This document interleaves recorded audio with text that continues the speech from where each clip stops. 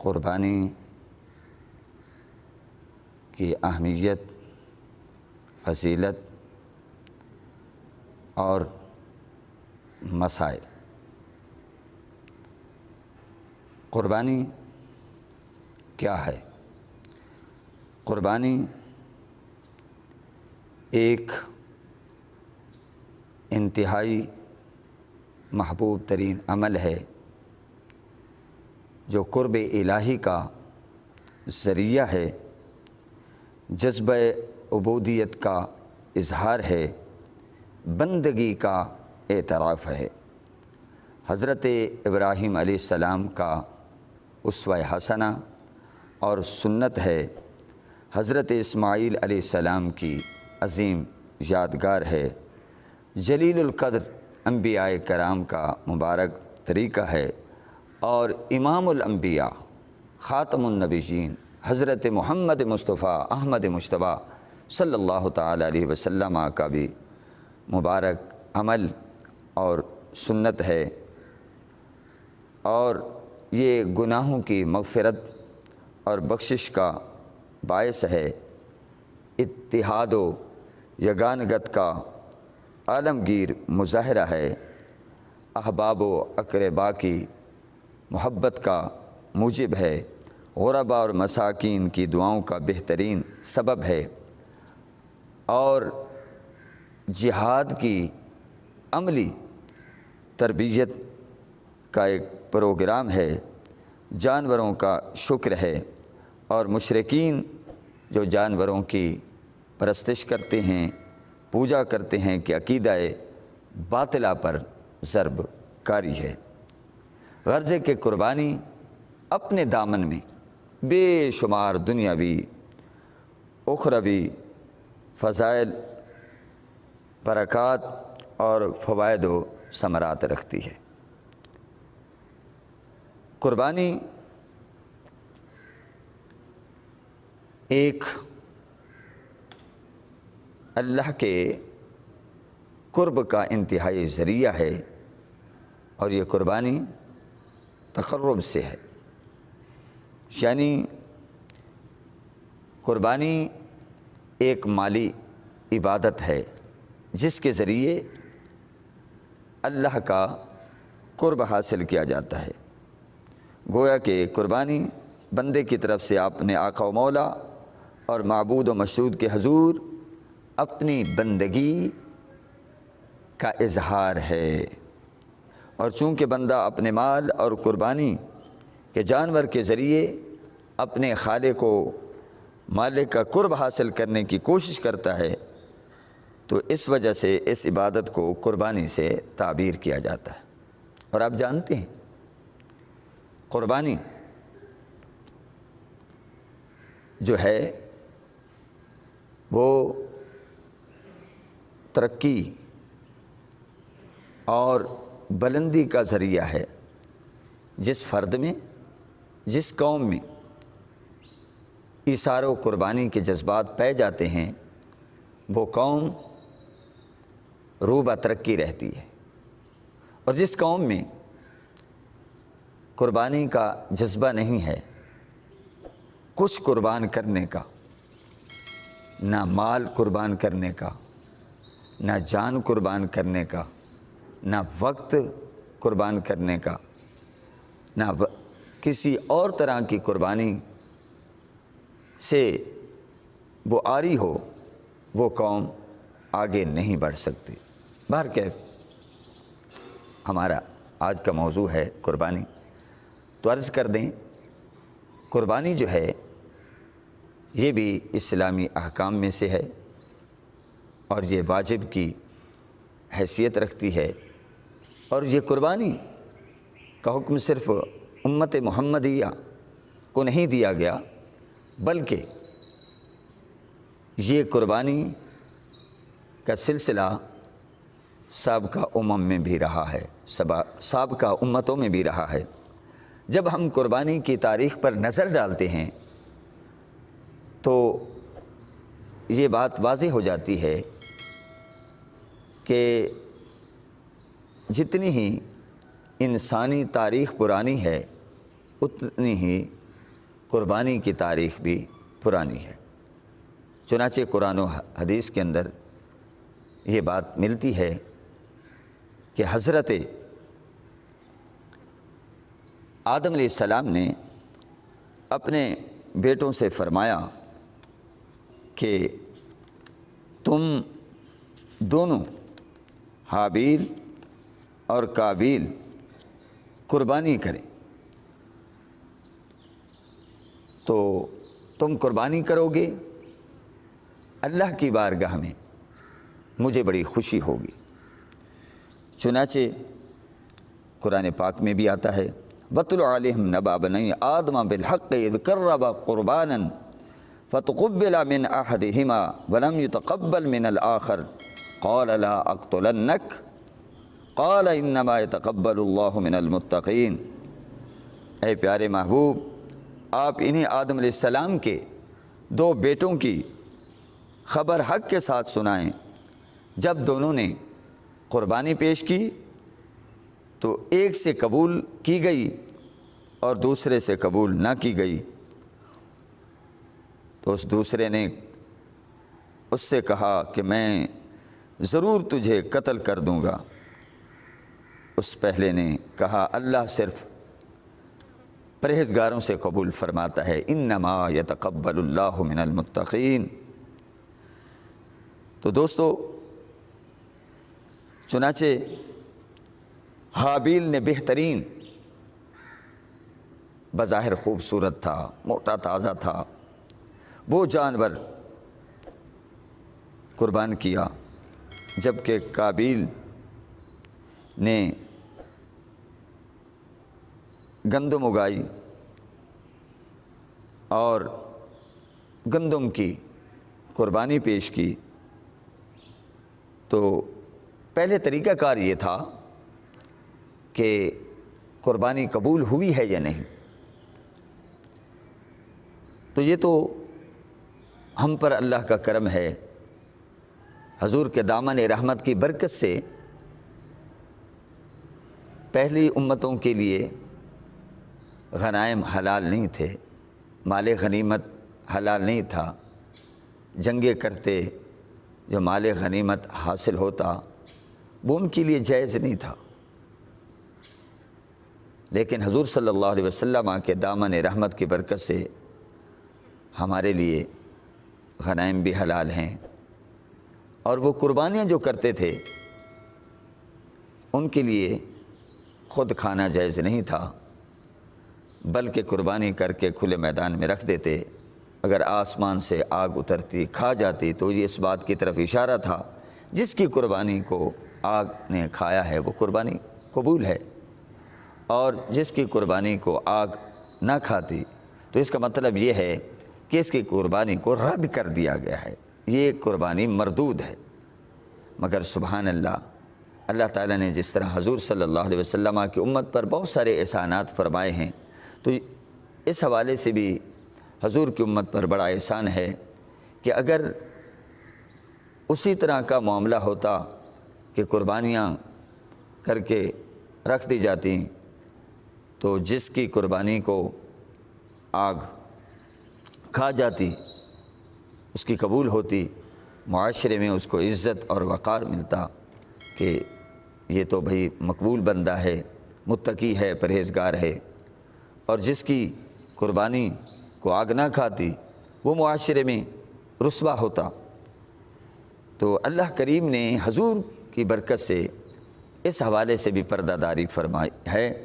اب اللہ جانتا ہے کس کی قربانی قبول ہے کس کی نہیں۔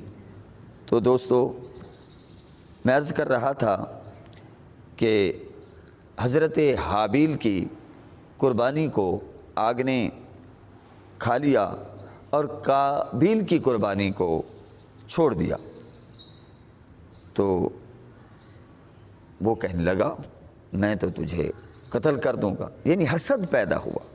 اور یاد رکھیں، زمین پر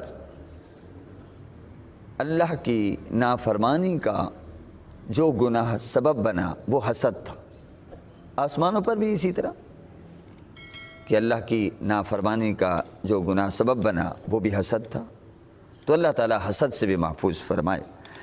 تو اس واقعہ سے پتہ چلا کہ قربانی اسی کی قبول ہوگی جو متقی ہوگا۔ دوسرا یہ بھی پتہ چلا کہ قربانی کوئی صرف حضور کی امت کا عمل نہیں ہے، بلکہ آدم علیہ السلام سے لے کر حضور کی امت تک یہ عمل رہا ہے، اور یہ بڑا محبوب ترین عمل ہے۔ تو حضرات محترم، میں نے آیت مجیدہ پڑھی تھی، اللہ پاک فرماتا انا اعطیناک الکوثر فصل لربک وانحر ان شانئک ھو الابتر۔ اے پیارے محبوب، بے شک ہم نے آپ کو ہر طرح کی خیر کثیر عطا فرمائی ہے۔ الکوثر الخیر الکثیر کلہ، اے محبوب ہم نے آپ کو خیر کثیر سے نوازا ہے۔ تو فصلی لربک وانحر،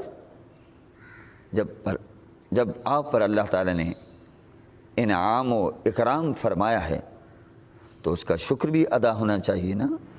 تو فرمایا فصلی لربک، تو آپ اپنے رب کی نماز پڑھا کریں، وانحر، اور قربانی کیا کریں۔ نماز یہ بدنی عبادت ہے، اور قربانی مالی عبادت ہے۔ نماز اللہ کی بندگی کا اظہار ہے، اپنے جذبہ عبودیت کا اظہار ہے، اللہ کے حضور انتہا عاجزی اور انکساری کا اظہار ہے۔ اور قربانی بھی اللہ کا حکم ہے، مگر اس سے اللہ کو کوئی فائدہ نہیں پہنچتا۔ خواہ نماز بھی پڑھیں، انسان کو اس کا نفع ملتا ہے، تو بہرکیف نماز جو ہے یہ اللہ کے حضور اپنی بندگی کا اظہار ہے، اور قربانی مالی عبادت جو ہے یہ اللہ کی مخلوق پر شفقت کا اظہار ہے، کیونکہ مخلوق خدا کو نفع پہنچتا ہے جو سال بھر گوشت نہیں خرید سکتے، ان میں استطاعت نہیں ہوتی، طاقت نہیں ہوتی، تو اس دن قربانی کا گوشت ان کے گھروں تک بھی پہنچ جاتا ہے۔ کاش ہم لوگ اس فلسفے کو سامنے رکھیں کہ اس دن بجائے امیر لوگوں کے ہاں بھیجیں، کوشش کریں، نظر دوڑائیں ہمارے آس پاس کتنے لوگ ہیں کہ جو غربت کی لکیر سے بھی بہت نیچے زندگی گزار رہے ہیں، ان میں تو سبزی خرید کرنے کی بھی سکت نہیں ہے، چہ جائے کہ وہ گوشت خرید کریں، تو زیادہ سے زیادہ ان کے ہاں بھیجنے کی کوشش کریں۔ اور یہ چونکہ قربانی کے جو دن ہیں یہ اللہ کی ضیافت کے دن ہیں، قربانی کا دن۔ تو محترم حاضرین، قربانی کے فضائل بہت سارے آتے ہیں۔ حضور صلی اللہ تعالی علیہ وسلم نے فضائل بھی بیان فرمائے، مسائل بھی بیان فرمائے، احکام بھی بیان فرمائے۔ تو فصلی لربک وانحر سے ہی قربانی کا وجوب ثابت ہوتا ہے۔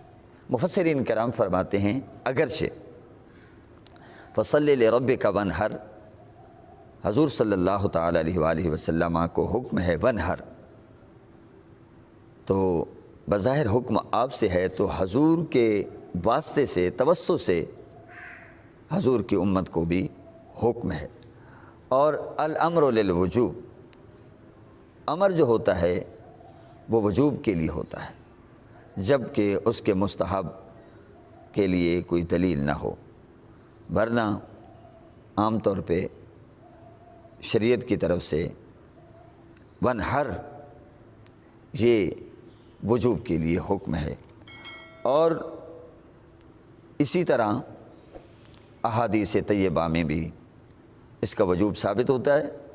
چنانچہ حضور سید عالم صلی اللہ تعالی علیہ وسلم نے ارشاد فرمایا، حضرت ابو ہریرہ رضی اللہ تعالی عنہ سے مروی ہے، اور یہ حدیث پاک سنن ابن ماجہ اور مسند احمد بن حنبل کے اندر موجود ہے کہ حضور علیہ الصلاۃ والسلام نے ارشاد فرمایا، من وجد ساعۃ فلم یضح فلا یقربن مصلانا، فرمایا جو شخص طاقت رکھتا ہو، اس کے پاس مالی طاقت ہے، صاحب حیثیت ہے، وہ وسعت رکھتا ہے، وہ کشائش رکھتا ہے، فراخی رکھتا ہے، کشادگی رکھتا ہے، اور پھر وہ قربانی نہ کرے تو وہ ہماری عیدگاہ کے قریب بھی نہ آئے۔ تو ظاہر ہے یہ وعید ہے، اور وعید عام حکم پر، عمومی حکم پر یا مستحب پر نہیں ہوتی۔ وعید جو ہوتی ہے کسی بات پر دھمکی دینا، وعید کہلاتا ہے۔ تو حضور صلی اللہ علیہ وسلم کا یہ فرمانا کہ جو شخص صاحب حیثیت ہے، وسعت رکھتا ہے، کشادگی رکھتا ہے کہ وہ قربانی کر سکتا ہے، اس کے باوجود وہ قربانی نہیں کرتا، تو اس کو کیا حق پہنچتا ہے کہ وہ ہماری عیدگاہ کے قریب آئے، ہمارے ساتھ آ کر نماز پڑھے؟ تو اس حدیث مبارکہ سے بھی وجوب ثابت ہوتا ہے۔ اور محترم حاضرین، قربانی کی اہمیت کا اندازہ اس بات سے بھی بخوبی لگایا جا سکتا ہے کہ حضرت عبداللہ بن عمر رضی اللہ تعالی عنہما سے مروی ہے کہ اقام رسول اللہ صلی اللہ علیہ وسلم بالمدینہ 10 سنین یضحی، یعنی حضور نبی کریم صلی اللہ علیہ وسلم مدینہ منورہ میں 10 سال قیام پذیر رہے۔ اس دوران ہر سال نبی کریم صلی اللہ علیہ وسلم قربانی کیا کرتے تھے۔ تو اس سے بھی قربانی کی اہمیت واضح ہوتی ہے۔ اور سبحان اللہ، حضور صلی اللہ تعالی علیہ وسلم جب قربانی کا دن آتا 10 ذی الحجہ شریف کو، حضور صلی اللہ علیہ وسلم 2 قربانیاں فرماتے تھے، ایک اپنی طرف سے اور ایک اپنی امت کے غرباء، مساکین، فقراء، جن کے پاس استطاعت نہ تھی، یعنی یا ایسے آنے والے تھے جن کے پاس استطاعت نہیں ہو سکتی تھی، تو حضور صلی اللہ تعالی علیہ وسلم نے شفقت فرماتے ہوئے، رحمت فرماتے ہوئے ان کی طرف سے بھی قربانی کر دی۔ تو چنانچہ جب حضور صلی اللہ تعالی علیہ وسلم اپنے دست مبارک سے ذبح کرتے اور بسم اللہ اللہ اکبر پڑھ کر یہ کلمات بھی فرماتے، اللہم ھذا عنی وعمن لم یضح من امتی، اے اللہ یہ ذبیحہ میری طرف سے ہے اور میری امت کے اس فرد کی طرف سے ہے جس نے قربانی نہیں کی۔ یہ حدیث پاک ابو داؤد شریف اور مشکاۃ شریف کے اندر موجود ہے۔ سبحان اللہ، یہ امت کے فقراء اور غرباء کے لیے بہت بڑا اعزاز ہے کہ حضور رحمت کائنات صلی اللہ علیہ وسلم نے پہلے ہی ان کی طرف سے قربانی فرما دی ہے۔ تو اس سے بھی سبحان اللہ قربانی کی اہمیت اور افادیت واضح ہوتی ہے۔ ام المومنین حضرت عائشہ صدیقہ رضی اللہ تعالی عنہا کا بیان ہے کہ حضور نبی کریم صلی اللہ تعالی علیہ وسلم نے فرمایا، ما عمل ابن آدم من عمل یوم النحر احب الی اللہ من احراق الدم وانہ لیأتی یوم القیامہ بقرونها واشعارها وازلافها وان الدم لیقع من اللہ بمکان قبل ان یقع بالارض فطیبوا بها نفسا، یعنی 10ویں ذی الحجہ کو ابن آدم کے لیے قربانی کے جانور کا خون بہانے سے بڑھ کر کوئی عمل اللہ تعالیٰ کے ہاں محبوب اور پسندیدہ نہیں۔ اور قربانی کا جانور قیامت کے روز اپنے سینگوں بقرونہا اپنے سینگوں، واشعارہا اپنے بالوں، وازلافہا اور کھروں سمیت آئے گا۔ اور کیا ہوگا؟ ان سب چیزوں کو مومن کی نیکیوں والے پلے میں رکھ کر تولا جائے گا۔ سبحان اللہ۔ اور اس جانور کا خون زمین پر گرنے سے پہلے اللہ تعالیٰ کے ہاں درجہ قبولیت تک پہنچ جاتا ہے۔ اور حضور علیہ الصلوۃ والسلام نے آخر میں فرمایا فطیبوا بہا نفسا، لہٰذا تم ان قربانیوں کو اور جانور کو خوش دلی سے کرو، ان قربانیوں کو خوش دلی سے، اللہ تعالیٰ کی محبت سے سرشار ہو کر قربانیاں کرو۔ تو محترم حاضرین، پتہ چلا کہ 10ویں ذی الحج کو اللہ تعالیٰ کی خاطر قربانی کے جانور کا خون بہانے سے بہتر کوئی عمل نہیں، لہٰذا اس روز سعید اصل عبادت جانور کا اللہ تعالیٰ کے لیے پورے خلوص کے ساتھ ذبح کرنا ہے۔ یاد رکھیں 10ویں ذی الحجہ کو اگر کوئی اللہ کے نام پر اربوں کھربوں ڈالر ہزاروں لاکھوں ریال روپیہ پیسہ خرچ کر دے اور یہ نیت کرے مجھے قربانی کے ایک بال کا بھی ثواب مل جائے، یاد رکھیے صدقہ و خیرات کا تو ثواب ملے گا، لیکن قربانی کے ایک بال کا بھی ثواب نہیں مل سکتا۔ کیوں؟ کہ اس نے وہ طریقہ نہیں اپنایا جو ہمیں اسلام نے عطا کیا ہے، جو رسول اللہ صلی اللہ تعالی علیہ وسلم کے اسوہ حسنہ سے ثابت ہے، سنت مطہرہ سے ثابت ہے۔ اس نے الگ ایک طریقہ اختیار کرنے کی کوشش کی کہ میں اس طرح کروں گا تو ثواب ملے گا۔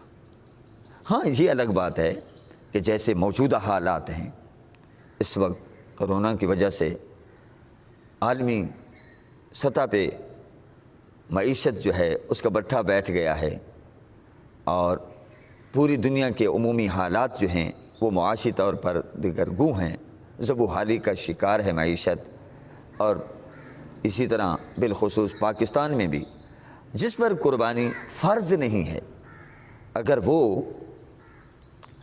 قربانی کرنا چاہتا ہے تو اس سے ہم عرض کر سکتے ہیں کہ چونکہ نفل ہے تو اگر وہ غریبوں کی مدد کر دے تو یہ الگ چیز ہے، چونکہ اس پر فرض نہیں ہے، اس پر واجب نہیں ہے، اس کے لیے مستحب ہے۔ اگر وہ غریبوں کی مدد فرما دے، ان کو راشن پہنچا دے، عید کا موقع ہے تو کوئی حرج نہیں ہے، اللہ تعالیٰ کے ہاں اجر و ثواب پائے گا۔ اگر وہ کرتا ہے تو کون روک سکتا ہے؟ حضرات محترم، جیسے کہ میں عرض کر رہا تھا کہ قربانی اپنے اندر بے بہا اجر و ثواب رکھتی ہے۔ چنانچہ حضرت زید بن ارقم رضی اللہ تعالیٰ عنہ بیان کرتے ہیں کہ ایک روز صحابہ کرام رضوان اللہ تعالیٰ علیہم اجمعین نے دربار رسالت میں عرض کیا، یا رسول اللہ ما هذه الاضاحی، یا رسول اللہ یہ قربانیاں کیا ہیں، ان کی حقیقت کیا ہے؟ تو نبی کریم صلی اللہ تعالی علیہ وسلم نے فرمایا سنت ابیکم ابراہیم، یہ تمہارے باپ حضرت ابراہیم علیہ السلام کی سنت ہے، یہ ان کا اسوہ حسنہ ہے، یہ ان کا مبارک طریقہ ہے، اور ان کا یہ محبوب عمل ہے جس کو اللہ تعالیٰ نے بطور یادگار کے ہماری شریعت میں رکھا ہے۔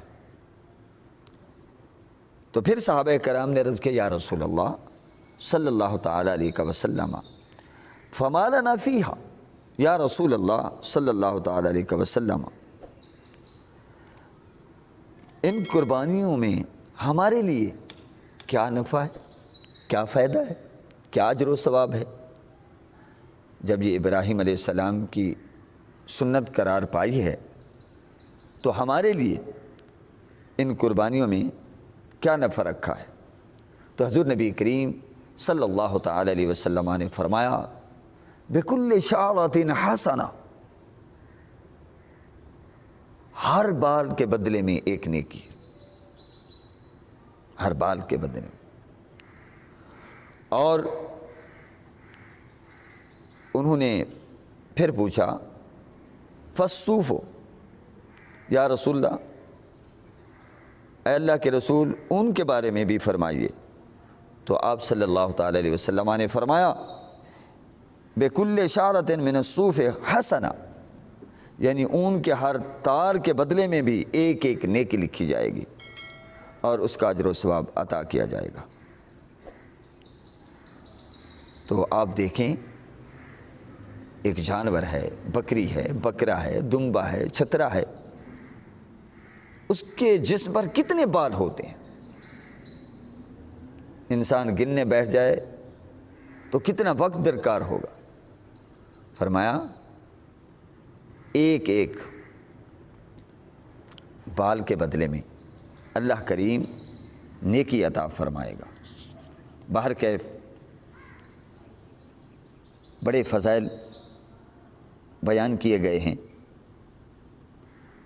اور مزے کی بات یہ ہے کہ حضرت ام سلمہ رضی اللہ تعالیٰ عنہ کا بیان ہے کہ حضور نبی کریم صلی اللہ علیہ وسلم نے فرمایا من را ہلال ذی الحجہ، جس نے ذی الحجہ شریف کا چاند دیکھا، فاراد ان یضحی، اور اس نے ارادہ کیا کہ وہ قربانی کرے اور قربانی کا ارادہ کر لے، تو فرمایا فلا یأخذ من شعرہ ولا من اظفارہ حتی یضحی، تو وہ اپنے بال اور ناخن نہ کٹوائے یہاں تک کہ قربانی کرے۔ البتہ یہ ذہن میں رکھنا، امام ابو حنیفہ رحمۃ اللہ تعالیٰ علیہ کے نزدیک عشرہ ذی الحجہ میں بال ناخن کاٹنے کی ممانعت جو ہے یہ تحریمی نہیں ہے، یہ تنزیہی ہے، یعنی جو بال وغیرہ نہ کٹوائے تو یہ مستحب ہے، اس کو الگ سے ثواب ملے گا، ٹھیک ہے؟ تو بال وغیرہ کاٹنے کی ممانعت میں حکمت کیا ہے؟ حکمت یہ ہے کہ انسان اپنے تمام اجزاء کے ساتھ مکمل طور پر باقی رہے تاکہ مکمل جہنم سے آزاد ہو۔ اور چونکہ حجاج کرام بھی ان دنوں میں حالت احرام میں ہوتے ہیں اور وہ بھی کوئی بال ناخن وغیرہ نہیں کاٹ سکتے، تو ان سے بھی ایک مشابہت ہو جاتی ہے۔ اچھا یہ تو ہے نا اپنا جو قربانی کا ارادہ کر رہا ہے، اور جس کے پاس قربانی کی طاقت ہی نہیں ہے تو وہ کیا کرے؟ تو سبحان اللہ، حدیث پاک میں آتا ہے، سنن نسائی کتاب الضحایا کے اندر یہ حدیث پاک موجود ہے کہ حضرت عبداللہ بن عمر بن عاص رضی اللہ تعالی عنہ کا بیان ہے کہ حضور نبی کریم صلی اللہ علیہ وسلم نے ایک شخص سے فرمایا مجھے ذو الحجہ کی 10ویں تاریخ عید کرنے کا حکم ہوا، اللہ تعالی نے اس دن کو میری امت کے لیے عید بنایا ہے۔ اور عید کو عید اس لیے کہتے ہیں، یہ عود سے ہے، یہ بار بار لوٹ کر آتی ہے۔ اور حضور صلی اللہ تعالی علیہ وسلم نے فرمایا زینوا اعیادکم بالتکبیرات، اپنی عیدوں کو تکبیرات سے مزین کرو۔ اور ویسے بھی ایام تشریق جو ہوتے ہیں ان میں تکبیرات کہنے کا، تکبیرات تشریق کہنے کا حکم ہے، یعنی 9ویں ذی الحجہ سے لے کر اس کی صبح سے لے کر 13ویں کی عصر تک یہ تکبیرات تشریق کہی جائیں گی اور ان کا بہت بڑا اجر و ثواب ہے۔ تو خیر، حضور صلی اللہ تعالیٰ علیہ وسلم نے جب یہ فرمایا تو اس شخص نے عرض کیا، حضور اگر میرے پاس کچھ نہ ہو، یعنی قربانی کے مطابق نصاب نہ بنتا ہو اور صرف ایک اونٹنی یا بکری ہو تو کیا میں اس کی قربانی کر دوں؟ حضور علیہ الصلوۃ والسلام نے فرمایا نہیں، کیونکہ یہ تو ایک جانور ہے اور اس کی تمہیں ضرورت بھی ہے۔ بلکہ کیا فرمایا؟ فرمایا وَلَٰكِن تَأْخُذْ مِن شَعْرِكَ تُقَلِّمُ أَظْفَارَكَ تَقُصُّ شَارِبَكَ وَتَحْلُقُ عَانَتَكَ فَذَلِكَ تَمَامُ أُضْحِيَّتِكَ عِندَ اللَّهِ عَزَّ وَجَلَّ۔ فرمایا کہ تم اپنے بال کٹواؤ، ناخن اتارو، مونچھوں کے بال چھوٹے کراؤ اور زیر اناف بال کو صاف کرو، بس اللہ تعالیٰ کے نزدیک تمہاری پوری قربانی یہی ہے۔ لو جی، کتنا کرم ہے! کاش ہم ان مسائل پر توجہ رکھیں کہ ایک شخص ہے وہ قربانی نہیں کر سکتا تو سرکار دو عالم صلی اللہ تعالیٰ علیہ وسلم نے توجہ دلائی کہ وہ شخص بھی محروم نہیں رہے گا جو ان دنوں اس پر عمل کر لے کہ جسم کا کوئی بال نہ کاٹے، ناخن نہ کاٹے، اور فرمایا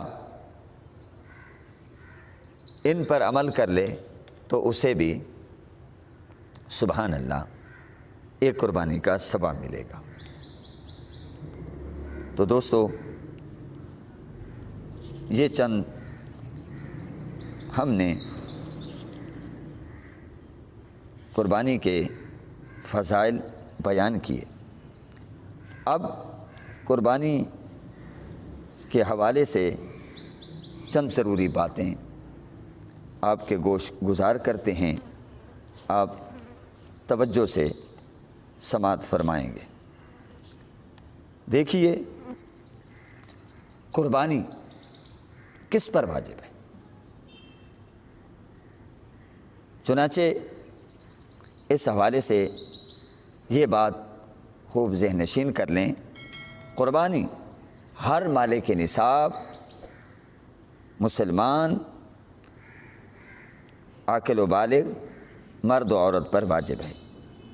یعنی جو ایام قربانی میں، قربانی کے دنوں میں رہائشی مکان، ضروریات زندگی اور پیشہ سے متعلقہ آلات کے علاوہ 7.5 تولہ سونا یا 52.5 تولہ چاندی یا اتنی رقم اور تجارتی سامان رکھتا ہو جو قیمت میں چاندی کے نصاب کے برابر ہو، تو ایسے شخص پر خواہ وہ مرد ہے یا وہ عورت ہے، قربانی واجب ہے۔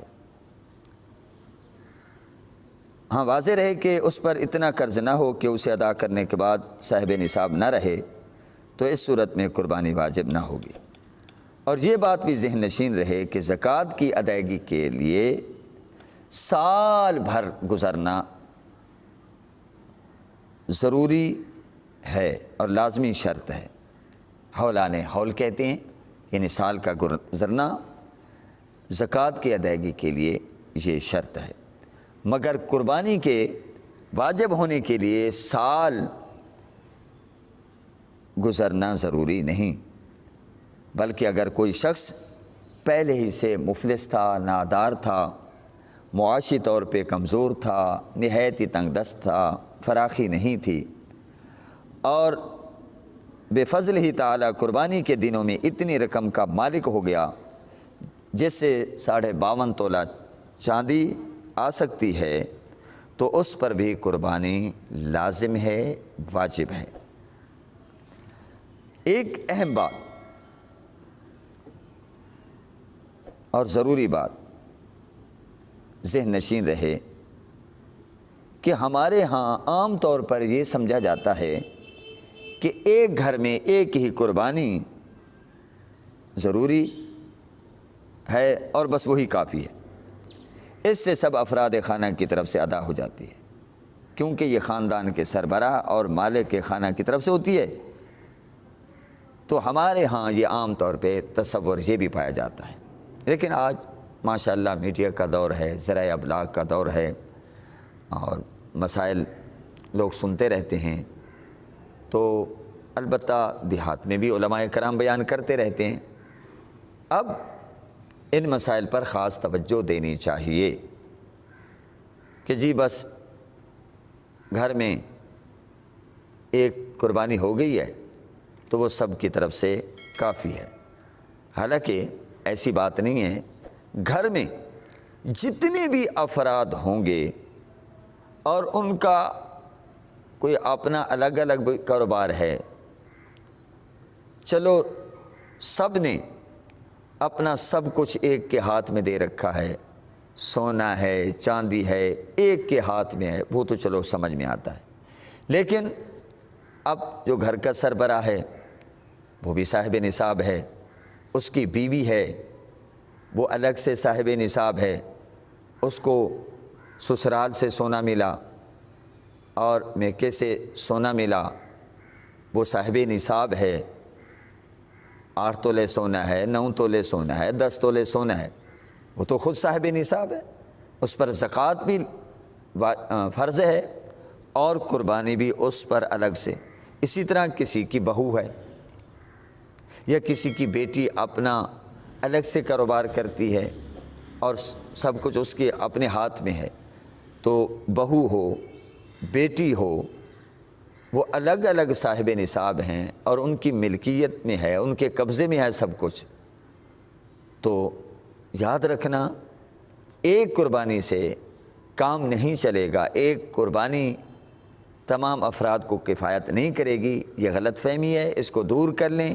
جو جو صاحب نصاب ہوگا اس پر جیسے زکوٰۃ فرض ہے ایسے قربانی ہی اس پر فرض ہے۔ اور ایک مسئلہ اور بھی ذہن نشین رہے، جس پر قربانی واجب ہے وہ پہلے اپنی طرف سے کرے۔ ہمارے ہاں یہ بھی ایک تصور پایا جاتا ہے کہ اور پوچھا بھی جاتا ہے کہ جی ان دنوں بھی مسائل پوچھے جا رہے ہیں کہ جی ہم نے اگلے سال اپنی طرف سے کی تھی، اب اس دفعہ خیال ہے کہ بیوی کی طرف سے ہو جائے، پھر اس سے اگلے سال بیٹے کی طرف سے یا بیٹی کی طرف سے یا پھر بہو کی طرف سے، اس طرح بھی نہیں ہے۔ جس پر واجب ہے وہ پہلے خود کرے، اس کا اہتمام کرے۔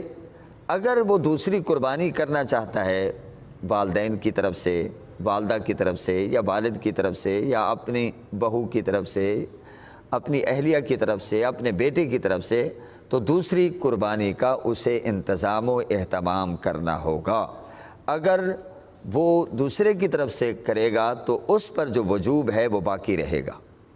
یہ نہیں ہے کہ اس نے دوسرے کی طرف سے کر دی ہے تو قربانی ہوگی، نہیں، جب تک اپنی طرف سے قربانی ادا نہیں کرے گا تو قربانی ادا نہیں ہوگی۔ حضرات محترم، اب ہم آتے ہیں قربانی کے جانوروں کی عمریں کیا ہونی چاہیے۔ کیا بس بکرا یا بکری یا اونٹ یا گائے جس عمر کی ہو قربانی کر دیں قربانی ہو جائے گی؟ نہیں، اسلام نے اس حوالے سے بھی ہماری رہنمائی فرمائی ہے۔ تو آئیے توجہ سے سنیے، چونکہ قربانی کے جانور مختلف اقسام سے تعلق رکھتے ہیں، اس لیے شریعت اسلامیہ میں ان کی عمروں کا بھی تعین کیا گیا ہے۔ چنانچہ حضرت جابر رضی اللہ تعالی عنہ کا بیان ہے کہ رسول اللہ صلی اللہ علیہ وسلم نے فرمایا، لا تذبحوا الا مسنہ،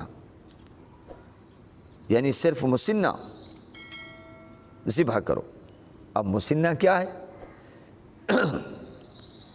اس کی تعریف یہ ہے کہ 1 سال کی بکری، 2 سال کی گائے اور 5 سال کا اونٹ قربانی کے لیے ذبح کرو۔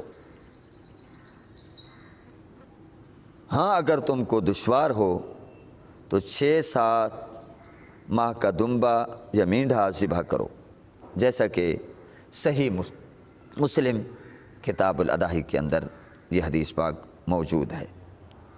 مطلب یہ ہے مسنہ کس کو کہتے ہیں، اس کی مزید وضاحت کر دیں کہ بکرا یا بکری 1 سال کے ہو کر دوسرے سال میں لگ جائیں، اس کو مسنہ سین سے کہتے ہیں۔ ایک سنی ہوتا ہے دھوندا، تو یہ ہے مسنہ۔ اسی طرح گائے جو ہے وہ 2 سال کی ہو کر تیسرے سال میں لگ جائے۔ مثال کے طور پر اس حدیث کی روشنی میں عرض کروں گا کہ بکری کا ایک بچہ عید سے 1 دن پہلے پیدا ہوا،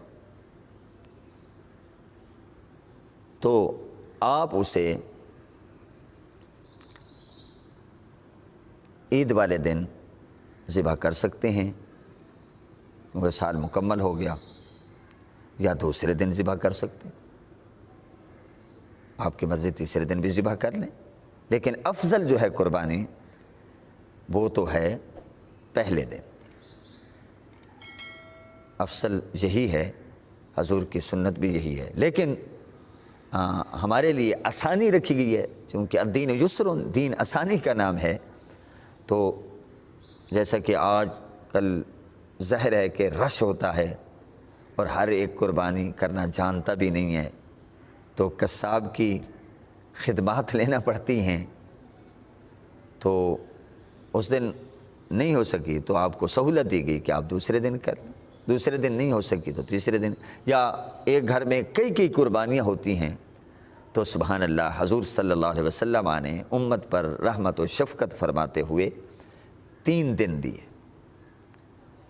تو یہ ہمارے لیے بہت بڑی آسانی ہے۔ اسی طرح فتاوی قاضی خان کے اندر بھی موجود ہے کہ 4 قسم کے جانوروں کی قربانی جائز ہے، دمبا کی، بکرے کی، گائے اور اونٹ کی، اسی طرح بھینس کی قربانی بھی جائز ہے، کیونکہ وہ پالتو گائے کی قسم میں سے ہے، یعنی الجاموسو کالبقرہ، بھینس گائے کی طرح ہے، بھینس گائے کے حکم میں ہے۔ یہاں میں عرض کرتا چلوں، جب بھی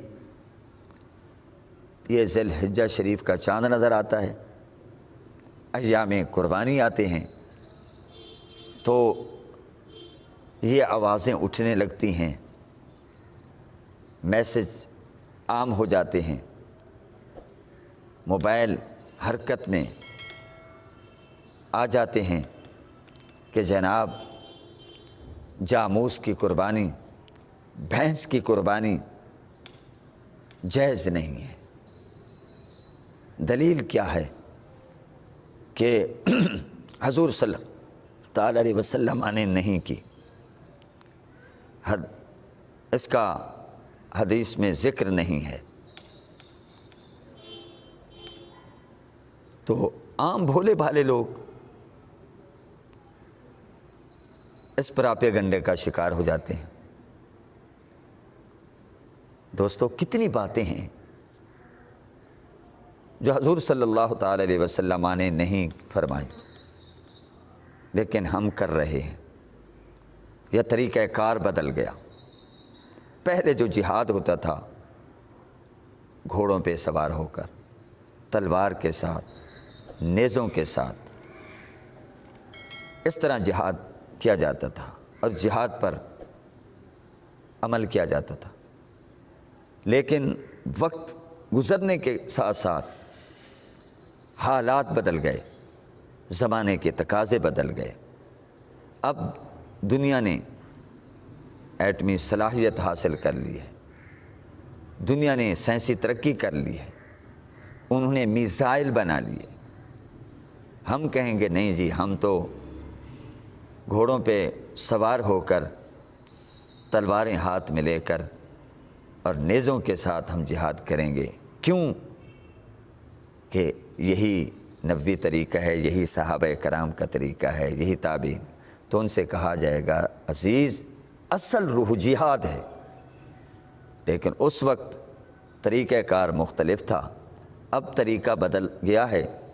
قرآن نے فرمایا وَأَعِدُّوا لَهُمُ مَا اسْتَطَعْتُم مِّن قُوَّةٍ وَمِن رِّبَاطِ الْخَيْلِ، کہ تم دشمن کے مقابلے میں قوت تیار رکھو۔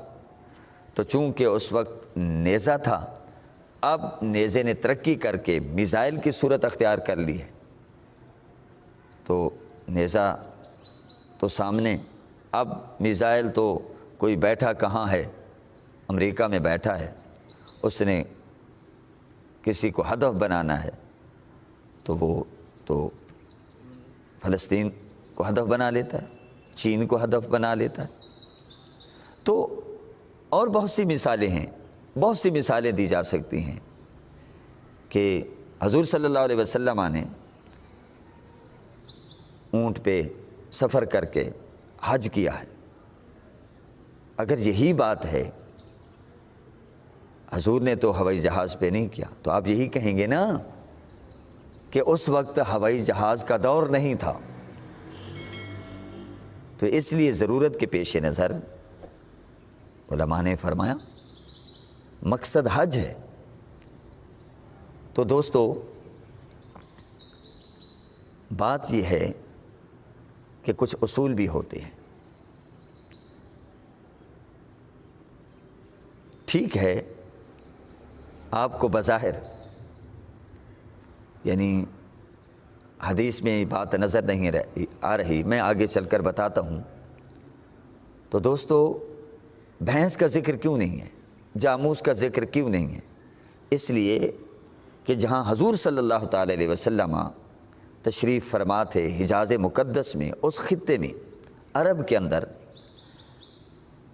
اونٹ ہوتے تھے، گائے، بکریاں، بھیڑیں، دمبے، یہی ہوتے تھے۔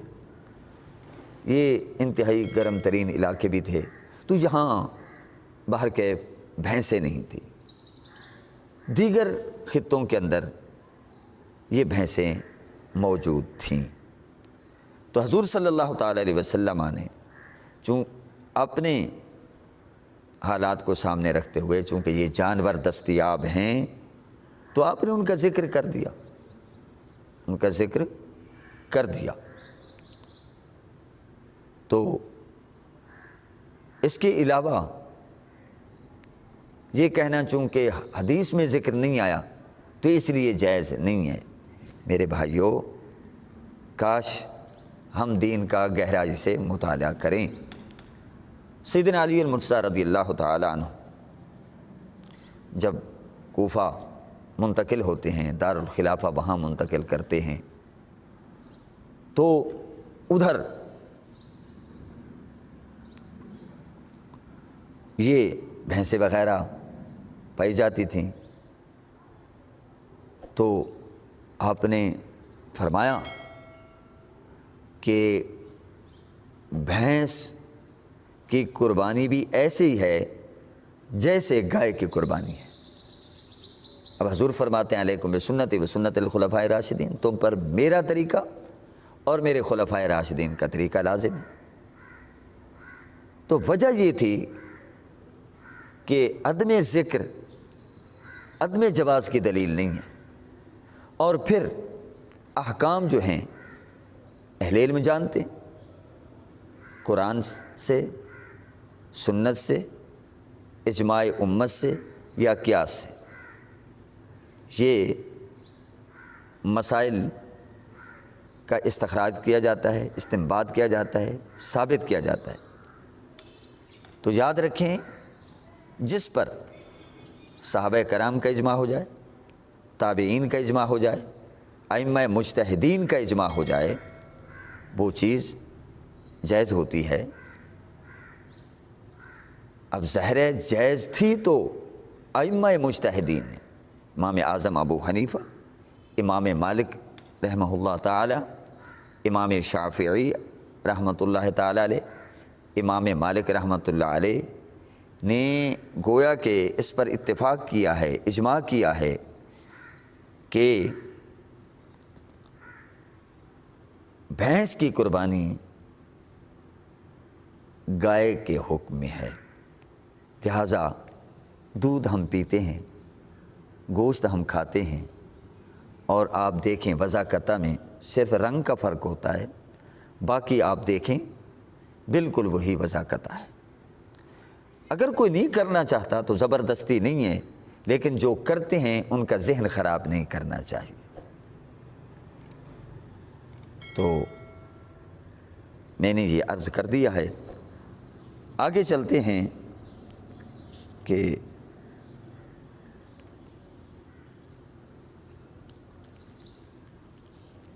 قربانی کا جانور کیسا ہو۔ یہ بڑے اہم مسائل ہیں، ہم جلدی جلدی بیان کر دیتے ہیں۔ یاد رکھیں، جہاں تک ہو سکے قربانی کا جانور بے عیب، نقص سے پاک، موٹا تازہ اور خوبصورت ہونا چاہیے۔ چنانچہ حدیث پاک میں آتا ہے، حضور صلی اللہ علیہ وسلم نے فرمایا، اللہ کے نزدیک زیادہ پسندیدہ قربانی وہ ہے جو زیادہ مہنگی اور زیادہ موٹی ہو۔ ہاں، اتنی مہنگی بھی نہیں، مہنگی کا مطلب یہ ہے کہ ایک قربانی ہے وہ ہے سستی لیکن وہ کمزور ہے، ایک قربانی ہے وہ صحت مند ہے، موٹی تازی ہے قربانی کا جانور، تو وہ مہنگا ہوگا۔ یہ مطلب ہے، یہ نہیں ہے کہ دکھاوے کے لیے، ریاکاری کے لیے ایک چیز وہ 50,000 کی نہیں ہے تو وہ 5 لاکھ میں لے لے، جیسا کہ سعودیہ میں گزشتہ سال ایک عربی نے کئی لاکھ ریال کے اندر قربانی خرید کی۔ اب بتائیے کتنی قیمت بنتی ہے، تو اس میں تو دکھاوا آ گیا، ریاکاری آ گئی۔ تو یہ مسائل بھی سمجھنے کی ضرورت ہے۔ اسی طرح قربانی کا جانور بوڑھا نہ ہو بلکہ جوان عمر ہو، جیسا کہ حضرت عمران رضی اللہ تعالیٰ عنہ کا بیان ہے کہ بوڑھے جانور کی بنسبت اللہ تعالیٰ کے نزدیک سنی جس کے سامنے کے دانت گر گئے ہوں کی قربانی زیادہ محبوب ہے، یعنی 1 سال کا بکرا، 2 سال کی گائے اور 5 سال کا اونٹ۔ اور ہاں، یوں تو کسی بھی رنگ کا جانور ہو قربانی ہو جاتی ہے اور اس کا پورا پورا ثواب ملتا ہے۔ اگر قربانی کا جانور سفید ہو تو کیا بات ہے، کیونکہ اس رنگ کے جانور کی قربانی اللہ تعالیٰ کو بہت ہی محبوب اور پسندیدہ ہے۔ حضرت ابو ہریرہ رضی اللہ تعالیٰ عنہ کا بیان ہے کہ رسول اللہ صلی اللہ علیہ وسلم نے فرمایا، سفید رنگ کے جانور کی قربانی اللہ تبارک و تعالیٰ کے نزدیک سیاہ رنگ کے 2 جانوروں کی قربانی سے زیادہ پسندیدہ ہے۔ اچھا، یہاں عرض کر دیں، بعض لوگ خصی جانور کی قربانی کے حوالے سے تردد کا شکار رہتے ہیں، ہچکچاہٹ محسوس کرتے ہیں، مذبذب ہو جاتے ہیں، پریشان ہو جاتے ہیں کہ خصی جانور کے اندر تو عیب ہے، تو حکم یہ ہے کہ بے عیب جانور کی قربانی کی جائے۔ یاد رکھیں، حالانکہ اس کی قربانی نہ صرف جائز ہے بلکہ افضل ہے، اس کا زیادہ اجر و ثواب ہے، اور سنت رسول صلی اللہ علیہ وسلم سے ثابت ہے۔ چنانچہ سنن ابی داؤد کے اندر حدیث پاک موجود ہے، حضرت جابر رضی اللہ تعالی عنہ کا بیان ہے کہ حضور نبی کریم صلی اللہ علیہ وسلم نے قربانی کے دن 2 سرمائی رنگ کے سینگوں والے خصے مینڈھے ذبح فرمائے۔ اب نہ صرف حضور نے فرمایا ہے، یہ صرف قولی حدیث نہیں ہے بلکہ فعلی حدیث بھی ہے۔ حضور نے خصی جانور کو ذبح کر کے قربانی فرمائی، اور فتاوی عالمگیری میں ہے خصی جانور کی قربانی افضل ہے کیونکہ اس کا گوشت زیادہ لذیذ ہوتا ہے۔ بہرکیف بہر شریعت میں ہے کہ جو بکرا خصی نہیں ہوتا وہ اکثر پیشاب پینے کا عادی ہوتا ہے، اس میں ایسی سخت بدبو ہو جاتی ہے کہ جس راستے سے گزرتا ہے وہ راستہ کچھ دیر کے لیے بدبودار ہو جاتا ہے۔ اس کا حکم یہ ہے کہ اگر اس کے گوشت سے بدبو رفع ہو گئی ہے تو کھا سکتے، ورنہ پھر مکروہ ہے۔ تو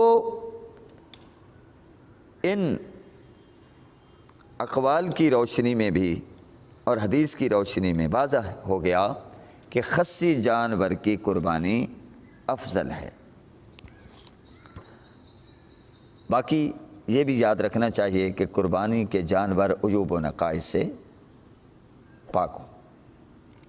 قربانی کا جانور ایسا ہونا چاہیے کہ جو عیوب ظاہرہ اور نقائص فاحشہ کھلم کھلا اس کے اندر نقش ہو تو اس سے وہ سلامت ہو، چونکہ جس ہستی کے نام پر قربانی کی جا رہی ہے وہ ہستی بھی تو سبحان ہے، قدوس ہے، اور ہر عیب اور نقص سے پاک ہے، منزہ عن العیوب والنقائص ہے۔ تو اس لیے قربانی کا جانور مقدور بھر عیوب و نقائص سے پاک ہونا چاہیے۔ دیکھیے ہم یہ تو اللہ کی بارگاہ میں ہدیہ پیش کرنا ہے، تحفہ پیش کرنا ہے، تو جیسے ہم اپنے دوستوں کو اچھے سے اچھا تحفہ پیش کرتے ہیں، ردی نہیں تحفہ پیش کرتے، تو اللہ کی بارگاہ میں ہم تحفہ پیش کر رہے ہیں تو ردی نہیں ہونا چاہیے، وہ بھی ہر طرح کے نقص سے عیب سے مبرہ ہو، پاک ہو۔ اس حوالے سے حضور نبی کریم صلی اللہ علیہ وسلم نے ہدایات دینے میں کوئی دقیقہ فروگزاشت نہیں فرمایا۔ حضرت براء بن عازب رضی اللہ تعالی عنہ کا بیان ہے کہ حضور نبی کریم صلی اللہ علیہ وسلم نے ہمارے پاس کھڑے ہو کر ارشاد فرمایا کہ 4 قسم کے جانوروں کی قربانی جائز نہیں۔ نمبر 1، کانا، جس کا کانا ہونا ظاہر ہو یا آنکھ ہی نہیں ہے۔ نمبر 2، بیمار، جس کا مرض ظاہر ہو۔ ہم تو بیمار چیز پسند نہیں کرتے، بیمار گوشت پسند نہیں کرتے، تو اللہ کی بارگاہ میں صحت مند اور تندرست اور توانا جانور قربان کرنا چاہیے۔ نمبر 3، لنگڑا، جس کا لنگڑا پن ظاہر ہو، لنگڑا کے چلے، چلنے میں وہ دقت محسوس کرے، فرمایا اس کی قربانی بھی جائز نہیں ہے۔ اور بوڑھا، جس کی ہڈیوں میں گودا نہ ہو، اس کو امام ابو داؤد اور امام ترمذی علیہ رحمہ نے نقل کیا ہے۔ اسی طرح حضرت عقبہ بن سلمہ کا بیان ہے کہ رسول اللہ صلی اللہ علیہ وسلم نے اس جانور کی قربانی سے منع فرمایا جس کا کان اکھیڑ لیا جائے اور اس کا سوراخ ظاہر ہو جائے، اور اس جانور کی قربانی سے منع فرمایا ہے جس کے سینگ جڑ سے اکھاڑ لیے جائیں اور جس کی آنکھ میں روشنی نہ رہے، اور جو اس قدر دبلا ہو کہ بکریوں کے ریوڑ کے ساتھ نہ چل سکے، اور جس کی ٹانگ ٹوٹی ہوئی ہو۔ سنن ابی داؤد اور سنن کبریٰ کے اندر یہ ارشاد گرامی بھی موجود ہے۔ حضرت علی المرضی رضی اللہ تعالی عنہ کا بیان ہے کہ رسول اللہ صلی اللہ علیہ وسلم نے ہمیں حکم ارشاد فرمایا کہ ہم قربانی کے جانوروں کی آنکھوں، کانوں کو بغور دیکھ لیا کریں، اور کانے جانور کی قربانی نہ کریں، اور نہ اس کی جس کے کان کی اگلی جانب کٹی ہوئی ہو، نہ اس کی جس کے کان کی پچھلی جانب کٹی ہوئی ہو، اور نہ اس کی جس کے کان میں بطور علامت سوراخ ہو، اور نہ اس کی جس کا کان چرا ہوا ہو۔ سنن ابی داؤد کے اندر یہ حدیث پاک بھی موجود ہے۔ حضرت علی المرتضیٰ رضی اللہ تعالی عنہ کا بیان ہے کہ حضور نبی کریم صلی اللہ تعالی علیہ وسلم نے کان کٹے ہوئے اور سینگ ٹوٹے ہوئے جانور کی قربانی سے منع فرمایا۔ تو ان احادیث مبارکہ میں دی گئی مندرجہ بالا ہدایات کے مطابق ہمارے لیے ضروری ہے کہ قربانی کا جانور خریدتے وقت اسے اچھی طرح دیکھ لیں، اس کا معائنہ کر لیں، اس کا مشاہدہ کر لیں۔ اللہ کی بارگاہ میں ہم نے ہدیہ پیش کرنا ہے تو بالکل ہر طرح سے صاف ستھرا، پاک صاف، موٹا تازہ ہو، اور اس کے بے عیب ہونے کا اطمینان کر لیں، کیونکہ مذکورہ عیوب و نقائص والے جانور کی قربانی ادا نہ ہوگی اور پھر قربانی کے لیے دوسرا جانور خریدنا پڑے گا۔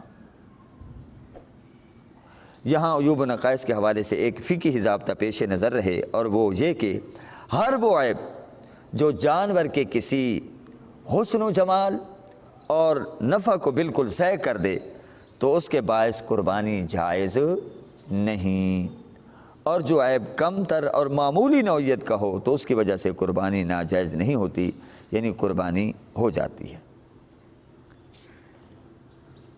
تو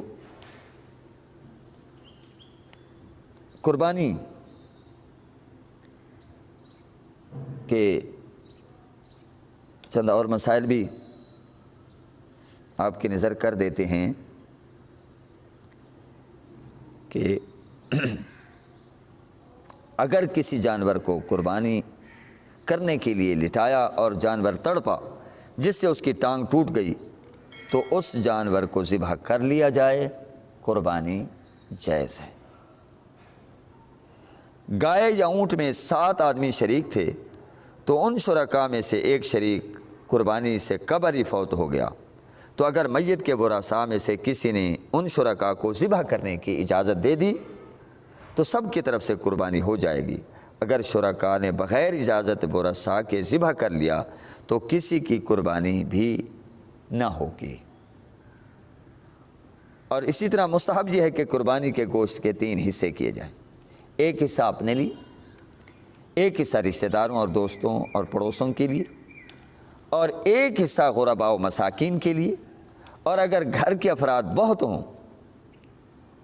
ہوں او کنبہ ہے آگے بہت وسیع و عریض کہ بمشکل ایک جو بکری ذبح کی ہے وہ سب کو پوری ہوگی، اگر اس طرح کا کوئی مسئلہ ہے تو پھر تمام گوشت گھر میں بھی استعمال کر سکتے ہیں، رکھ سکتے ہیں، کیونکہ قربانی کی ادائیگی تو صرف خون بہانے سے ہی ہو جاتی ہے، اور اب گوشت تقسیم کرنا یہ مستحب ہے، نفل ہے اور خیرات و صدقہ ہے۔ اسی طرح شرکت میں گائے وغیرہ کی قربانی ہو تو گوشت اندازے سے نہیں بلکہ شرکاء میں باہم وزن کر کے تقسیم کیا جائے۔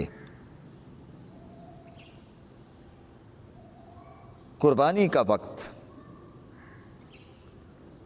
ذو الحجہ کی 10ویں صبح سے لے کر 12ویں کے غروب آفتاب تک قربانی کے لیے مخصوص ہے، مگر پہلا دن جو ہے وہ افضل ہے، یہ بات ذہن میں رکھیے گا۔ اور قربانی کا طریقہ کار کیا ہے یہ بھی ذرا سن لیں۔ قربانی کرنے سے پہلے جانور کو چارہ اور پانی ضرور دینا چاہیے، بھوکا اور پیاسا ذبح نہ کیا جائے، اور پہلے سے چھری بھی تیز کر لی جائے، جانور کے سامنے چھری کو تیز نہ کیا جائے۔ اللہ، ذرا غور کریں وہ لوگ جو بھائی کو ذبح کر دیتے ہیں۔ اسلام کہتا ہے، رحمت للعالمین کی تعلیمات یہ ہیں کہ چھری کو بھی جانور کے سامنے تیز نہ کیا جائے۔ کاش ہم ان احادیث کو سامنے رکھیں۔ جانور بائیں پہلو پر اس طرح لٹایا جائے کہ اس کا رخ قبلہ کی طرف ہو، بیت اللہ شریف کی طرف ہو، اور اپنا دایاں پاؤں اس کے پہلو پر رکھ کر چھری سے جلد ذبح کیا جائے، واضح رہے اپنے ہاتھ سے قربانی کے جانور کو ذبح کرنا افضل ہے، اور اگر خود اچھی طرح ذبح نہ کر سکے تو دوسرے شخص سے اپنی موجودگی میں ذبح کرائے، یا جیسے خواتین ہیں وہ وہاں نہیں جا سکتی تو کم از کم وہ اجازت دیں، ورنہ حضور صلی اللہ تعالی علیہ وآلہ وسلم نے اپنی پیاری بیٹی سے ارشاد فرمایا تھا، اے بیٹی فاطمہ رضی اللہ تعالی عنہ، کھڑی ہو جاؤ اور اپنی قربانی پر حاضر ہو، کیونکہ قربانی کے ہر خون کے قطرہ کے بدلہ میں تمہارے پچھلے گناہوں کو بخش دیا جائے گا۔ حضرت فاطمہ رضی اللہ تعالی عنہ نے عرض کیا، یا رسول اللہ، کیا یہ اجر و ثواب ہم اہل بیت کے لیے مخصوص ہے یا ہمارے اور زمرہ مسلمانوں کے لیے بھی اجر ہے؟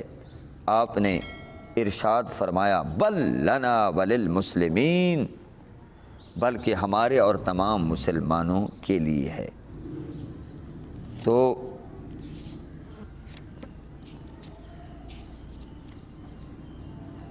میں عرض کر رہا تھا،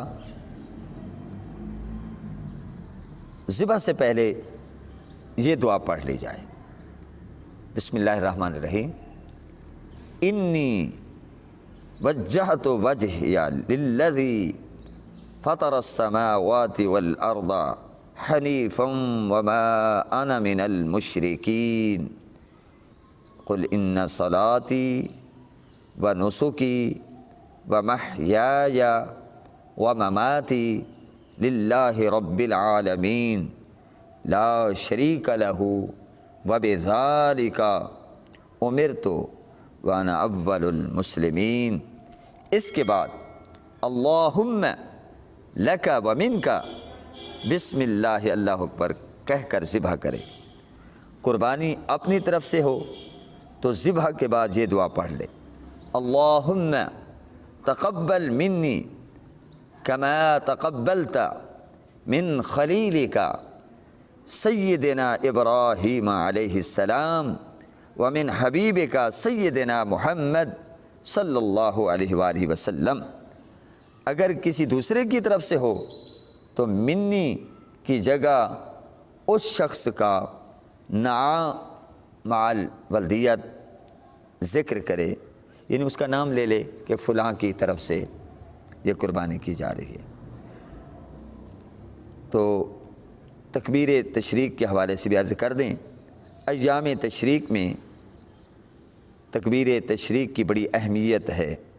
9ویں ذوالحجہ کی صبح سے لے کر 13ویں کے عصر تک ہر فرض نماز پنجگانہ با جماعت کے بعد ایک بار بلند آواز سے تکبیر تشریق پڑھنا واجب ہے، اور 3 بار افضل ہے۔